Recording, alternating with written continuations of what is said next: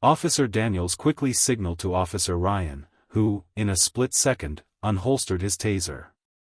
Karen's wild, erratic movements left him with little choice. "Stop! Get off me!" Karen screamed, but it was too late. The officers acted swiftly, and with one powerful jolt, Karen was struck by the taser. The sound of the electric charge was deafening, and in an instant, Karen's body went rigid. She froze, her eyes wide with shock and disbelief. Her legs buckled, and she fell to the ground, unable to move as the shock coursed through her body. It was the first time Karen had ever been tossed, and the experience was unlike anything she had ever imagined. Her cries echoed through the parking lot, but the officers were unyielding. They had done what was necessary to protect themselves and maintain control over the situation. Karen lay on the cold pavement, gasping for breath, her body trembling from the aftershocks of the taser. The crowd of onlookers, who had been recording the entire event, murmured amongst themselves, shocked at the rapid escalation. They couldn't believe what they were witnessing. Karen, the woman who always thought she was untouchable, now on the ground, helpless and subdued. As Officer Daniels and Officer Ryan carefully placed Karen in handcuffs, her mind raced. The reality of what had just happened was sinking in, and for the first time, Karen didn't have any words to defend herself. She was speechless, her body still buzzing from the shock, as the officers prepared to transport her to the station. The crowd slowly began to disperse, the sight of Karen's humiliation etched into their memories. This would be a day that would forever define her reputation. Karen, who once held all the power in her own mind, was now at the mercy of the law. And as the officers placed her into the back of the squad car, Karen sat in silence, her head held high in an attempt to maintain some semblance of dignity. But deep down, she knew that her life would never be the same. She had gone too far this time. And as the patrol car drove away, the flashing lights faded into the distance, and the only thing left in the parking lot was the sound of Karen's defiance echoing in her mind, unable to shake the consequences of her actions. Brian, frustrated but still trying to maintain his professionalism, quickly picked up his phone and dialed the local police station. In his mind, he just needed Karen to move her car. It was an easy fix. But as he explained the situation to the dispatcher, he had no idea just how out of control things were about to get.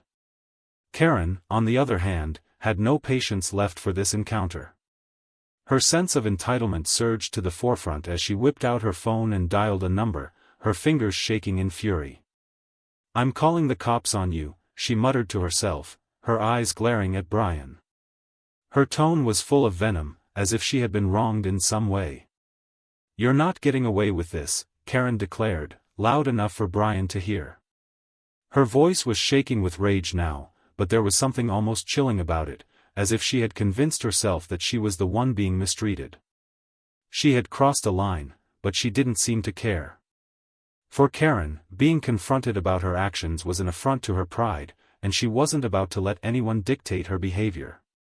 Just a few minutes later, the sound of sirens cut through the air, and the flashing red and blue lights illuminated the parking lot.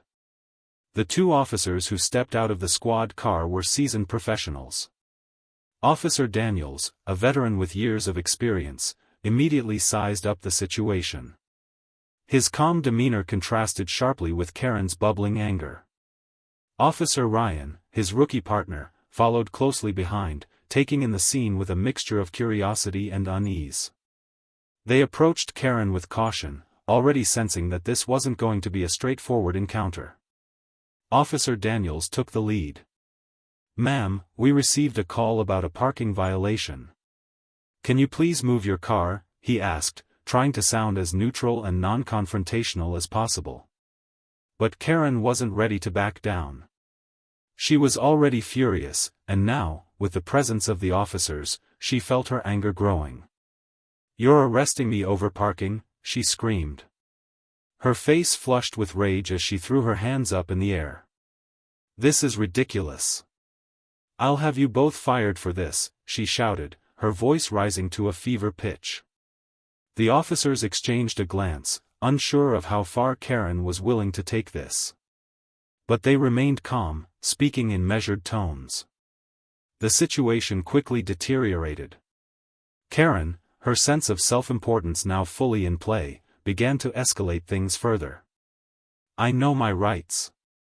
I'm not doing anything wrong," she yelled, stepping closer to the officers. At that moment, Karen made a mistake that would seal her fate. As Officer Daniels attempted to step back and de-escalate the situation, Karen, in a fit of rage, swung her arm toward him, aiming to push him away. It wasn't a violent strike, but it was enough to cross a dangerous line. Officer Daniels, already trained to deal with volatile situations, reacted instinctively. "Ma'am, you need to step back now," he warned, his voice steady. But Karen, no longer in control of her temper, refused to listen. "I'll show you who's in charge," she screamed. And that was when the officers made the decision. They had no choice but to take action. It all started like any other ordinary afternoon. Karen, a woman known for her overbearing personality and sense of entitlement, walked out of her house ready to tackle another mundane errand.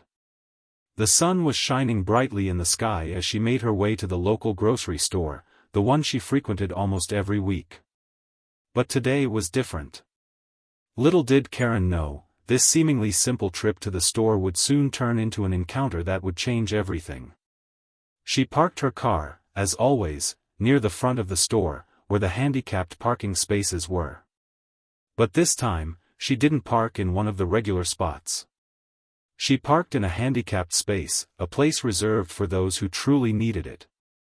As she stepped out of her car, confident and unbothered, she didn't even glance at the parking sign. To Karen, rules were just suggestions, something that didn't apply to her. Inside the store, Karen grabbed her basket, heading straight for the aisles, her mind already planning what she needed to buy. She moved with purpose, not concerned with the few customers who were there. As she walked past the aisles of fresh produce, she felt the adrenaline of checking off items from her list, unaware of the drama that was about to unfold. But outside, the store manager was taking note of Karen's parked car. The spot she had taken up was not just any spot, it was specifically reserved for those who had disabilities. The store manager, a calm and composed middle-aged man named Brian, saw the car and immediately knew what needed to be done. His role was to ensure that everything went smoothly in the store, and that included making sure the parking spaces were used properly. He grabbed his walkie-talkie and requested security footage to confirm the details, planning to politely ask Karen to move her car when she returned. However, the moment he approached her, things went from ordinary to chaotic, faster than he could have anticipated. As Brian made his way to the aisle where Karen was, he steeled himself. He had dealt with difficult customers before, but Karen's reputation preceded her. He had seen her in the store on several occasions, always walking around with an air of superiority. This time, however, he would have to confront her about her parking violation.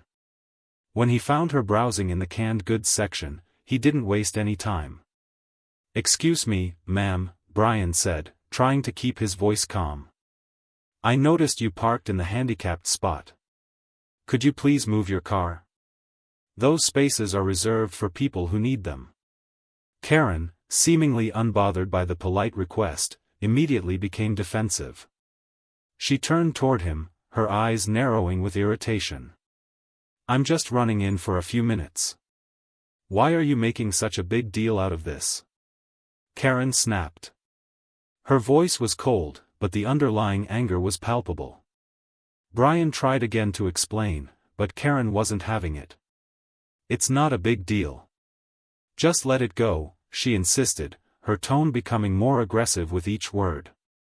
The situation, which had started so innocently, was quickly escalating, and Brian realized he had no choice but to call for help.